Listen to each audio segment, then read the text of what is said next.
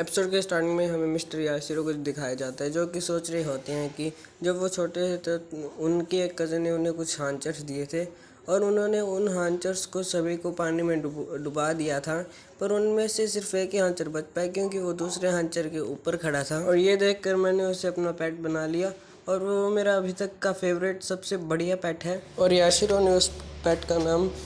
Spicy रख दिया और उसका नाम स्पाइसी इसलिए रखा था क्योंकि उसे देखकर उन्हें एक मॉन्स्टर की याद आती जिसने हेवन में जाने के लिए अपनी साथियों को मार दिया था।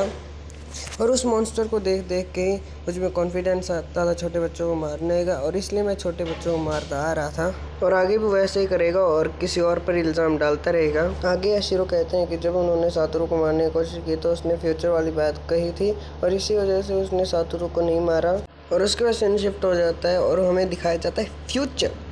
प्रेजेंट और उसमें सातोरू की मम रो रही होती है क्योंकि वो अपने बेटे सातोरू को देखते हैं जो कि 15 साल से कोमा में पड़ा होता है पानी में डूबने की वजह से। और फिर वो सातोरू को हॉस्पिटल में ले जाते हैं और डॉक्टर कहते हैं ये तो बहुत अच्छी बात है, वो फिजिकल थेरेपी के लिए भी तैयार है। और उसके बाद डॉक्टर उससे पूछते हैं कि तुम्हें लास्ट चीज़ क्या याद है, तो सातोरू याद करने की कोशिश करता है पर वो कहता है कि उसे कुछ याद नहीं है, उसे बस लोगों के रिलेशनशिप और लैंग्वेज और ये कॉमन चीज़ें याद है और साथ में वो ये भी भूल चुका है कि वो टाइम ट्रैवल कर सकता है। और उसके बाद सातोरू जो है वो एक बुक पढ़ने लगता है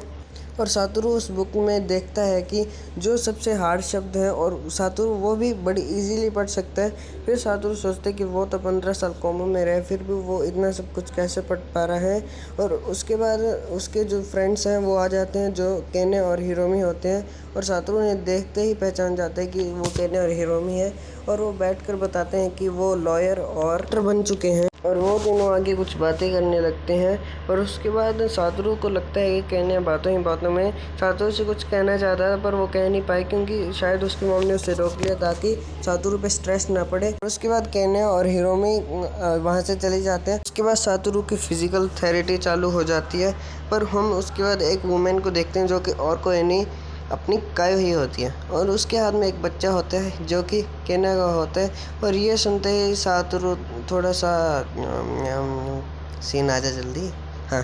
सातोरू रोने लगता है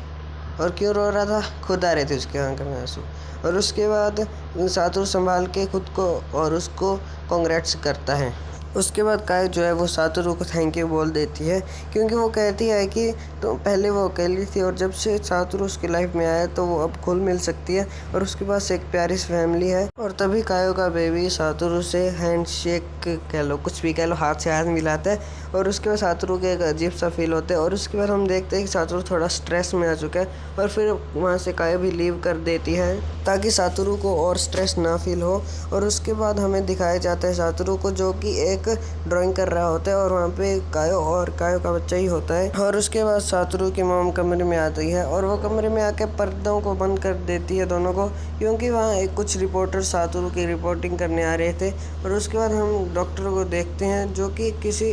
इंसान को सातोरू की हेल्थ के बारे में बता रहा होता है। और उसके बाद जब सातोरू फिजिकल थेरेपी की प्रैक्टिस कर रहा होता है तो वहाँ पे हम एक लड़के को बैठे देखते हैं जिसका नाम उमी होता है और वो सातोरू को देख रही होती है और वो एक कैंसर की मरीज़ होती है और उसका ऑपरेशन होने वाला था। और उसके बाद सातोरू उमी से मिलने के लिए जाता है और उसके बाद जब सातोरू उमी के पास जाता है तो उमी सातोरू को बताती है 2 हफ्ते बाद उसकी एक सर्जरी है पर वो उस सर्जरी से डर रही है। और उसके बाद सातोरू कहता है कि अगर तुम्हें कभी भी डर लगे तो तुम अपने पसंदीदा शख्स को आंख बंद करके सोचना और तुम्हारा सारा डर दूर हो जाएगा। जब सातोरू ये उमी से कहता है तो उमी ये सुनकर खुश हो जाती है और वो अब इतना डर भी नहीं रही थी। और उसके बाद हमें कुछ आदमी दिखाए जाते हैं जो कि सातोरू की पिक्चर क्लिक कर रहे होते हैं और तभी वहाँ पे एक आदमी आकर उनसे कैमरा छीन कर उन्हें धमका कर वहाँ से भगा देता है। और उसके बाद वो आदमी जो है सातोरू के पास जाता है और वहाँ जाकर वो कहता है कि वो इस शहर का काउंसिल है और वो बताता है कि उसका नाम किशिज़ाना है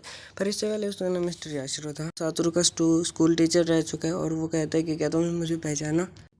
सातोरू कहता है कि सॉरी, मेरी याददाश्त चली चुकी है, मैं 15 साल कोमा में था इसलिए मैं आपको पहचान नहीं सकता और मैं कुछ चीज़ें भूल भी गया हूँ। याशिरो कहते हैं कि कोई बात नहीं, धीरे धीरे तुम्हें सब याद आ जाएगा। और उसके बाद दिन बीतते जाते हैं और सातोरू की तबीयत भी थोड़ी बहुत ठीक होने लगती है और उसके बाद उमी की सर्जरी वाला दिन आ जाता है और उस दिन सातोरू मम्मी से मिलने जाता है, पर वहाँ पे मिस्टर याशिरो होते हैं जो सातोरू को रोक लेते हैं। और उसके बाद मिस्टर याशिरो कहते हैं कि उन्हें कोई काम है, इसलिए वो सातोरू को छत पे ले जाते हैं। और वहाँ पे सातोरू छत पे जाकर कहता है कि मुझे सब कुछ याद आ गया और मुझे पता है तुम कौन, और यहाँ पे एपिसोड एंड हो जाता है।